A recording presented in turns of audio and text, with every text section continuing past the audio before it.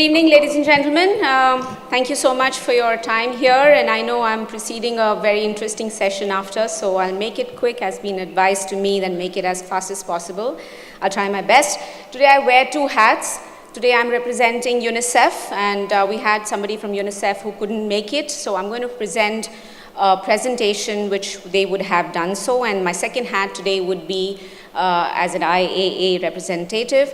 And so on behalf of IAA, I first of all want to thank 3 Years of FI and the Ad Club for giving us this opportunity and this wonderful platform to talk a very, very important topic, which I think each one of you feel from the heart, but what are we doing about it is important to discuss as well.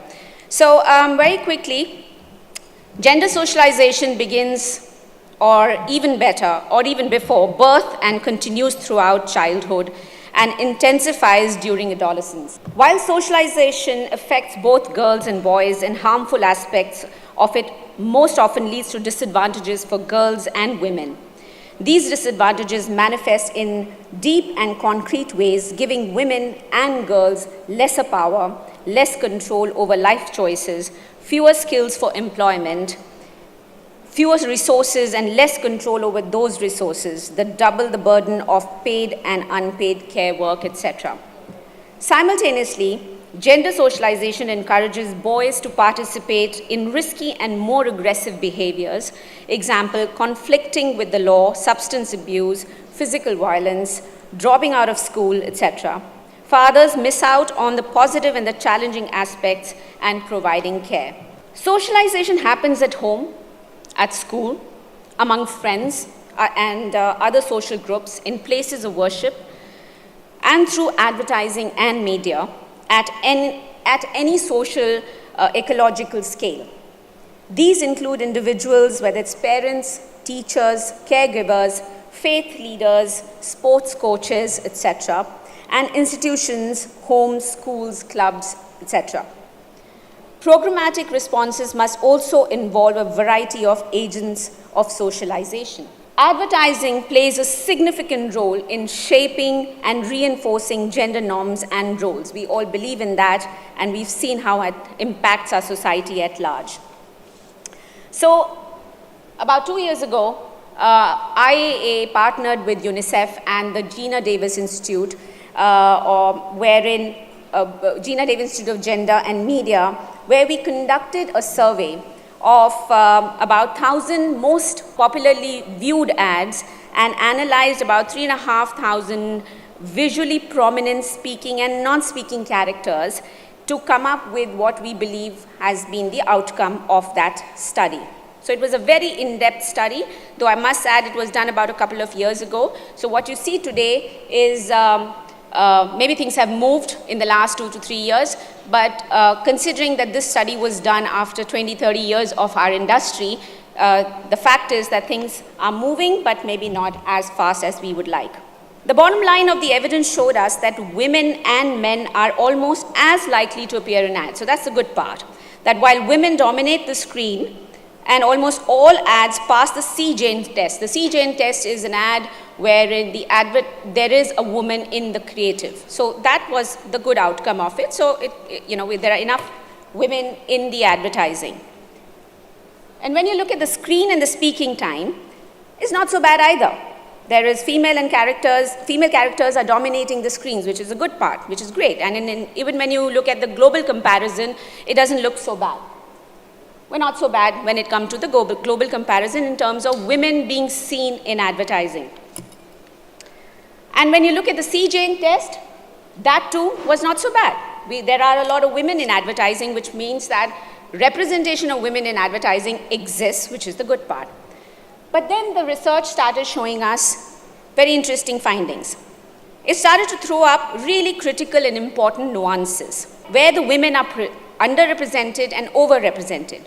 So if you look at the female character representation, they're overrepresented in personal care, fashion, and corporate maybe. But when it comes to banking, finance, media entertainment, travel, sports, anything infrastructure-led, there is high underrepresentation. While girls and women have a strong presence in advertising, what is mostly seen is that women are either selling domestic or beauty products and targeting to very specific female consumers. Even when you look at the age, female characters are, then there are these series of further nuances which came out. Ages, for example, always younger and from middle class communities, mostly fair skin tones, and fair tones are mostly for women and not for men. Characters with lower income communities are underrepresented. Characters with dark skin tones are underrepresented, and you'll see that across in most of our, in the detailed findings. Colorism is evident in Indian ads. Light skin tones are always women which are from a higher income society, and when there is a lower caste or lower class women to be shown, it's always a dark skinned woman. Female characters are more likely to have light or medium light skin, while male characters are more likely to have dark skin. Very stereotypical. And it continues in physical appearances of body sizes as well, which are usually small for women. Most women shown in creatives are small and medium size, but never in the large size when it comes to physical attribute. Some of the quality findings. When it comes to appearances and gender, female characters are most likely to be seen as stunning and attractive.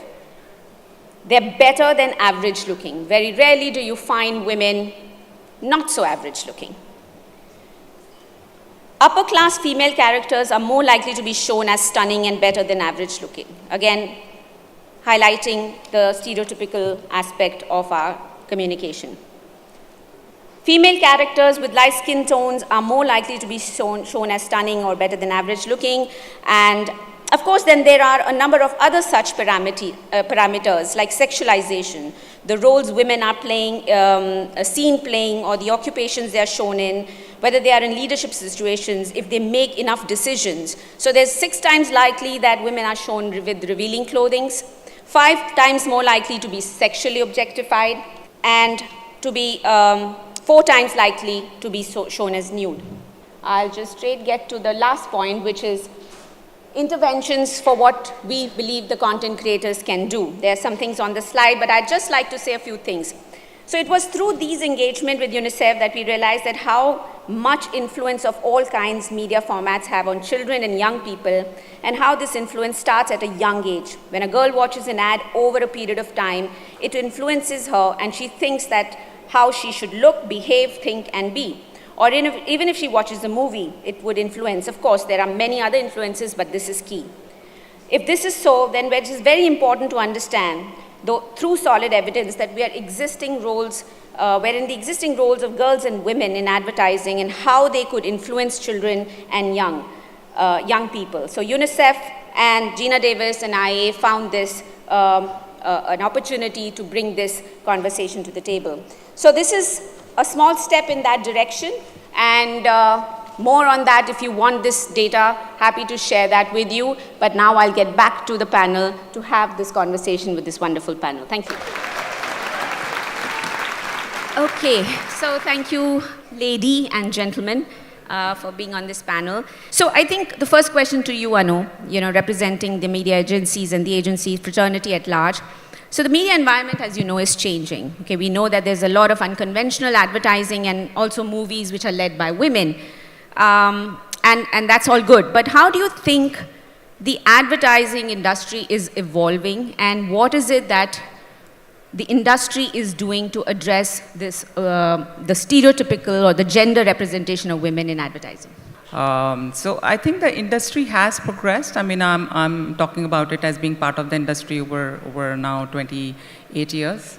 Definitely has progressed, and we keep talking about a lot of ads which win awards and are splashed a lot on media. The usual, we keep talking about these ads, whether it is Share the Load from Ariel or, many ads from Whisper and similarly Airtel, Tanishq and all of that, wedding campaign. And in fact, I want to narrate this actually. I recently went to Singapore. I'm coming from Singapore. I'd gone for second round of jury for Effie's. and I happened to be moderating a discussion in my panel of jury.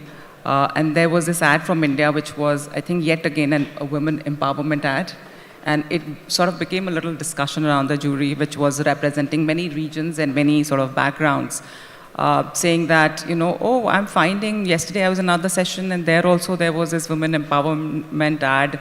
This was for a, for a periods thing, and this one is for mobility, and yet everywhere there's this women empowerment thing. So I had to sort of intervene. My role was more as a moderator, but I did intervene. I said, coming from India, I must tell you that we believe that enough is not happening. So there is progress, but I think there is, it is the tip of the iceberg really, which is clearly moving.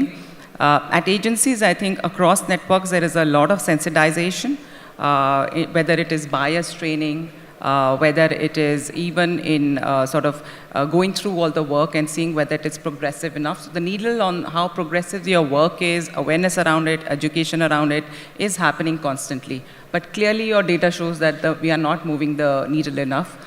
So obviously we need to do some more and possibly have more representation and better this thing of women. Yeah, we hope that the next study has better results, and I think each voice can make a difference. So thanks, Anu, for that. The question to you now, Tarun, you represent a social community of women, and it's a very progressive way of representing women. But why, according to you, considering you've spent time creating content for women as well, why isn't it important to have women shown in progressive way in today's world? So, whether it is television, whether it is web series, whether it is movies, right, and whether it is now short form content, unfortunately the stereotyping of women has been quite harsh. When we did create daily soaps that did very well, we created characters that eventually showed the woman to be the housewife who took care of the entire, or united the entire family. People love those characters, but it's so stereotypical. Very few soaps would actually cross the line to say, hey, this is a woman who's actually at workplace and is doing something different. And there was one show which actually shook everybody, was Just See, right? Because she was an ugly duckling, was working in a fashion house, and she became a character that everybody could really rally around. Unfortunately, not many characters like that have ever come back on television, and they are few and far between. When the whole web series thing started, it was all about action, and men and women were relegated to a secondary role.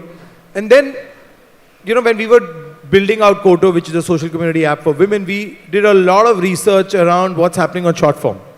And the amount of stereotyping that has happened on TikTok or on Instagram, and if you ever research what is like TikTok known for, it's only known for dancing girls, right?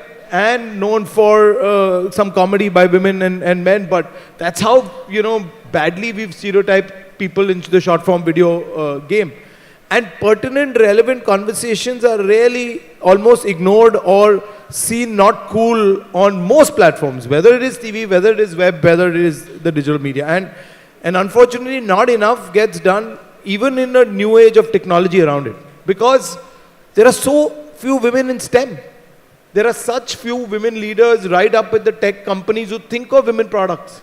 When we were building a product for women, it was almost like a consumer product for women.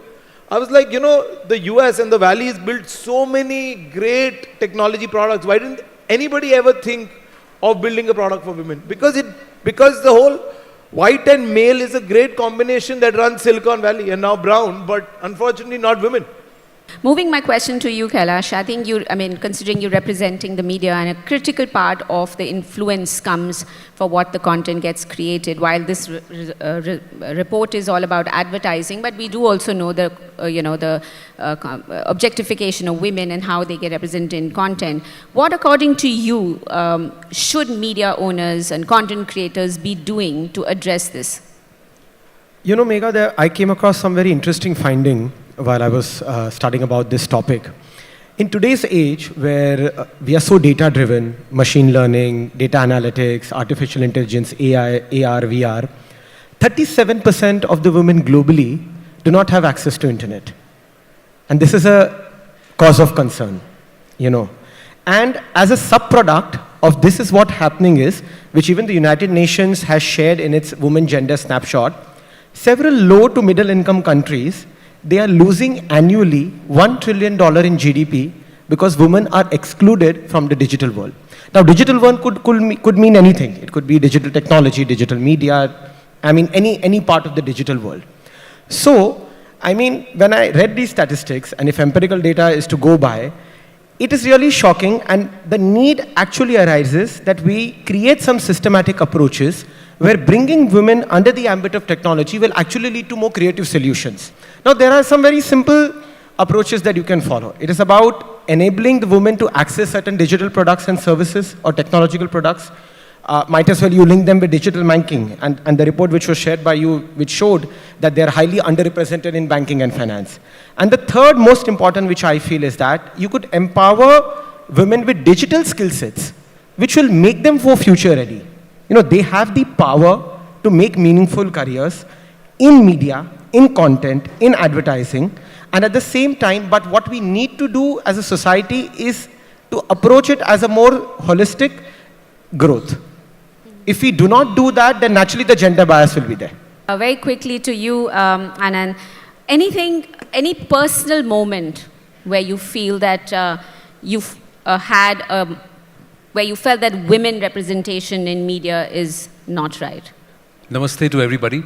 Happy to be back here for the third time, although this time as a panelist and not as somebody who's moderating the session. I'll quickly get to the point. I'm a huge advocate of meritocracy. That means merit. Whichever field you are, it should not be gender-driven, it should be merit-driven and ability-driven. The other aspect is, if you are not doing it at your own home, as a father, as a mother, don't expect anybody else in society to do it. So, ask this question, why is it that we don't have women civil engineers? Why we don't have women mechanical engineers? Why we don't have women IT professionals or tech coders? Why? How many of us are parents here in this house, in this audience? How many of us have been father, brother, mother, sister, daughter, and we have treated our children equally? Or we have ensured that we are treated equally? The son contributes into the kitchen as much as the daughter does. The son washes the plates as much as the daughter does. It all starts from our home. So you cannot go ahead and tell somebody that, okay, let's just change the fruit, but let the roots be the same. The fruit can't change the root. Yeah, but can you seed something in that fruit so that the next time it takes seed somewhere else, you can change? Yes, you can. The other aspect, how many of us are actually catering to that income group which is maximum across our country, that is less than 50,000 rupees per month? How many of us are advertising or building content and products for them? 200 crores is what Kerala Story has done. How many of us are championing the fact that a woman-oriented movie for the first time has done 200 crores? WPL, the second richest league in the world after IPL. 15 years after the IPL, the WPL has sold for 1,000 crore media rights. Are we championing that? How many brands that have associated with the WPL have turned around and said that? So we need to start owning up. You know, you read the report, and pardon me, where we did very well, you said not too bad. Why? We did better than the global average in representation of women. We should have been proud as a country that we are doing it. We are 51% women in our country. And if 51% women are turning around and saying gender ideology and equality, then we need to look back into society, into our own homes, and see how are we treating our own children. Is there a difference? Are we more protective about our daughter and telling her, go towards art, go towards the softer skills? Are we telling the son, I need a son क्योंकि वो मेरा धंधा संभालेगा या उसको मैं उधर भेजूंगा तू इधर काम कर? If we are doing that, let's not be agents of change. We cannot be. I feel the day we decide collectively here as content producers, content generators, storytellers, whatever we are, that we are going to look at a story, a brand from the prism of merit, from the prism of it delivering to the person and with common insights of society, and we're going to be downright honest about it. We sort ourselves out. We will sort ourselves out. Fantastic. So there's definite hope, and Anand has made it very, very vociferous about it. Well, thank you, Anand. Clearly, there is room for improvement. There's lots which has happened, but clearly we can do much more.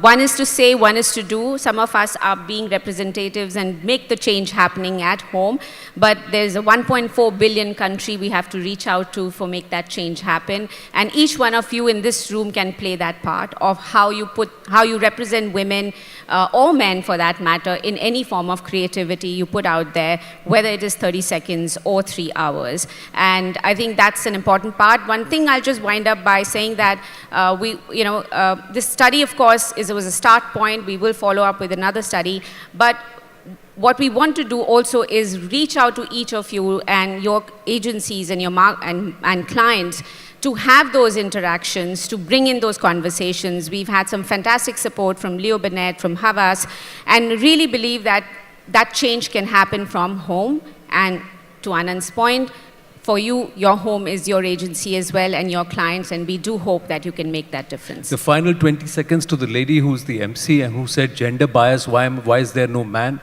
Hey, I'm asking her. I asked everybody, I said, why aren't you having a male?